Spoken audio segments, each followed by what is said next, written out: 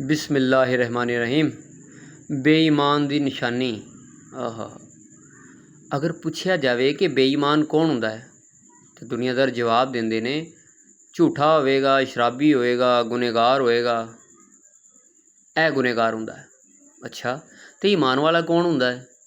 जी नमाज़ पढ़न वाला, रोज़ेदार, हाफ़िज़े कुरान, हज करन वाला, ज़कात देन वाला, ईमानदार ही हुंदे ने। अच्छा जी, हुण असल दे विच ईमान वाला कौन हुंदा है?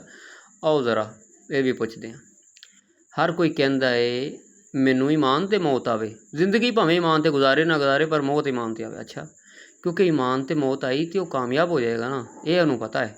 यह दसता किसी ने, हुणे ईमान की है इनू ये नहीं पता, ये भुल भुलेखे कही जाता। अच्छा, जंगे खंदक दे विच मौला अली अलैहिस्सलाम उमर बिन अब्दे वद के मुकाबले विच गए तो ये तुसीं थोड़ा जिहा वाक़या पढ़िया ही होना है कि वो किड्डा वड्डा अपने दौर का मन्निया तन्निया डॉन हैगा सी उमर बिन अब्दे वद, तो कोई उन्हें मुकाबले वास्ते नहीं सी जांदा, तो मौला अली गए, मौला अली अलैहिस्सलाम। तो आप सल्लल्लाहु अलैहि वसल्लम ने फरमाया अज कुल्ले कुफर के मुकाबले विच कुल्ले ईमान जा रहा है। मौला अली ने की फरमाया, अज कुल्ले कुफर के मुकाबले उमर बिन अब्दे वद नूं कुल्ले कुफर आख्या तो मौला अली अलैहिस्सलाम नूं कुल्ले ईमान आख्या। नबी पाक सल्लल्लाहु अलैहि वसल्लम ने अज कुल्ले कुफर के मुकाबले विच कुल्ले ईमान जा रहा है। यह हदीसां तुहानूं अहले सुन्नत किताबां चों भी मिल जाणगियां ते अहले बैत दे फरमान च भी मिल जाणगियां। ठीक है आ। अच्छा, कुल्ले ईमान है मौला अली अलैहिस्सलाम। हुण जो कोई भी कहंदा ना मैनू मौत ईमान ते आए, उन्होंने नहीं असल दे विच पता, लेकिन इहदा असल मतलब तो यही है कि उनके कहने का मकसद है मौत मैनू मौला अली अलैहिस्सलाम की मुहब्बत ते आए, उन्हां दी विलायत ते आए। अच्छा, हुण कोई कैसा ही गुनहगार होवे मौला अली अलैहिस्सलाम दा आशिक होवे, ओहो ही ईमान वाला है। चाहे कैसा भी होवे ओहो ही ईमान वाला है, क्योंकि ईमान है मौला अली अलैहिस्सलाम दी ज़ात। तो मौला अली अलैहिस्सलाम नाल बुग़्ज़ रखण वाला कि ना ही इबादतगुज़ार होवे, नमाज़ पढ़न वाला, हाजी, हाफ़िज़े कुरान, इबादत गुज़ार वाह होवे, वो पक्का बेईमान है, क्योंकि मौला अली अलैहिस्सलाम नाल बुग़्ज़ रखदा है। इहो ही तो ईमान है, तो जिहड़ा इहदे नाल बुग़्ज़ रखदा ओहो ही बेईमान है।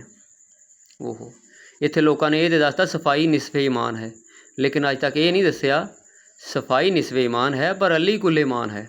वाह, बस कुलिया निकल आया। ईमान मौला अली अलैहिस्सलाम की मुहब्बत है, इन्हां दी विलायत है, मौला अली अलैहिस्सलाम दा बुग़्ज़ ही बेईमानी है। ठीक हो गया, कुलिया उल्ट हो गया ना। तुसीं की समझदे रहे हो बेईमान की हुंदा ते ईमान वाला की हुंदा? इंज ही है ना। ओ बाबा, मौला अली ही कुल्ले ईमान ने। तो जो किसी को कहता ना बंदा बेईमान, दरअसल दुनिया का कायदा कुलिया ही हो रही, इन्हें पता नहीं इलम ही कितों लिया है, इन्हें सुन सुना के इलम लिया है। तो यह मैं हदीस पेश की तुहानूं, कोई बंदा इस हदीस का इनकार कर सकता है? कह सकता है कि मौला अली कुल्ले ईमान नहीं है, ये फरमाने रसूल सल्लल्लाहु अलैहि वसल्लम है। मेरे तो गल ही इहदे विच कोई नहीं।